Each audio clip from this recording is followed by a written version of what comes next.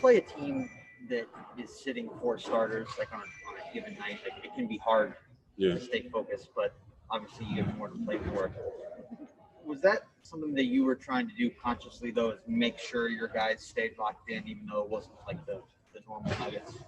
I mean, I think that's part of it. We knew, that they had a lot of their main guys out. But in the NBA, over my career, I've learned that those are the most dangerous nights. You come out there thinking it's going to be an easy game. And that's why you respect your opponents, because guys are hungry. You got a lot of guys out there who want to stay in the league and are trying to show that they can play. And a lot of them are here for a reason. So just because they might be, at the end of the bench, they're playing behind great players, but that doesn't mean that they can't come in and play.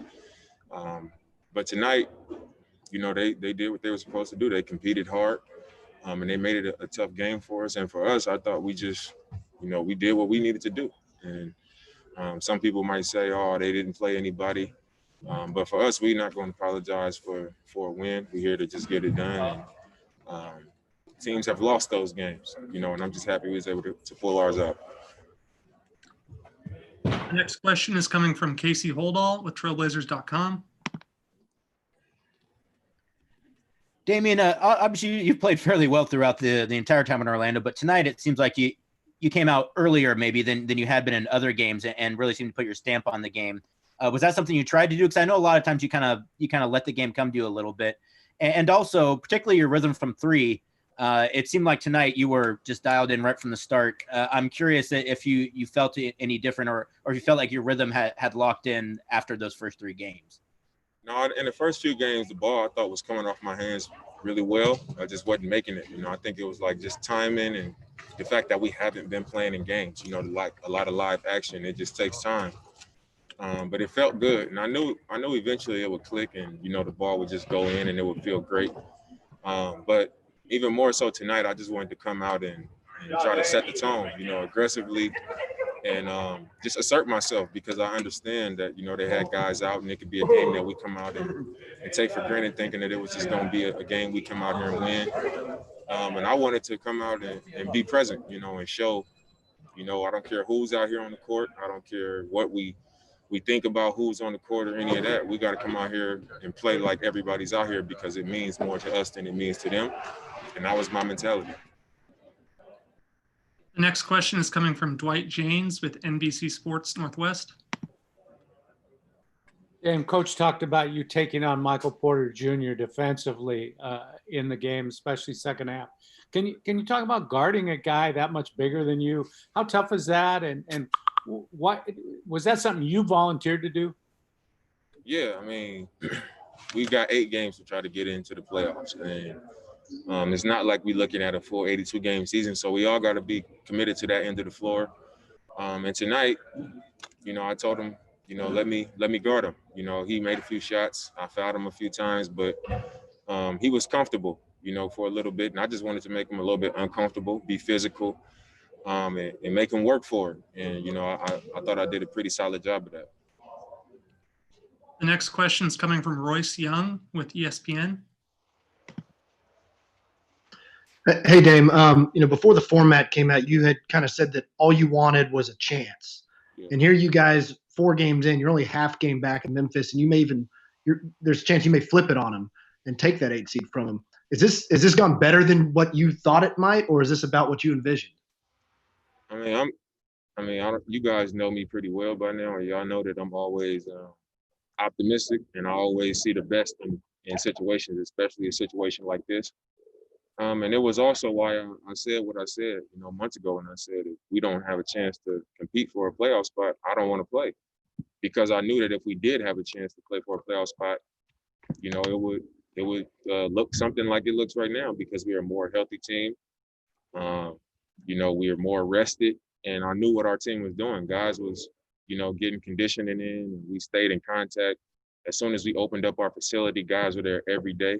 I knew that once we got here, we would be one of the teams that could take advantage of it. And so far we have. The next question is coming from Jason Quick with The Athletic. Hey, Dame, in February, you said that you pulled Gary Trent aside and said, hey, I've never been more proud of a young player. what was it about him that made you proud, and what have you seen since that February chat? I was just proud of him because when he first came in, he came in as like a big time recruit out of high school. He went to Duke. He ended up being a second round pick. And, I remember when we first picked him, me and him spoke on Twitter, and he was just like, man, they sleeping on me. I'm going to show you. They're going to see. They've been sleeping on me. So he's always had that competitive spirit to him. But when he came into camp, I think he learned that, it's an adjustment. Everybody is good. The length, the speed, everything is different. So it just took time for him to figure it out, on the defensive end, being able to think his way through it and figure it out. And then on the offensive end, figuring out where to find, those spots and opportunities for him to do what he does.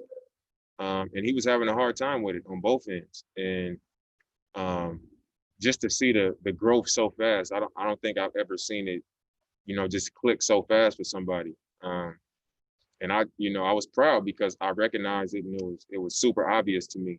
And anytime somebody does that, especially that's young like he is, you should tell him, you should acknowledge that and give him credit for it. And now you see what he's doing for our team, and I think everybody else is seeing the same growth, even on a higher level than I saw it before.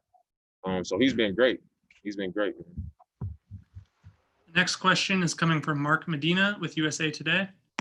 The point you were making earlier about how you team and all that, Brad Stevens was saying the other day there doesn't view you guys as like a typical dynasty because you guys had a lot of injuries earlier in the year.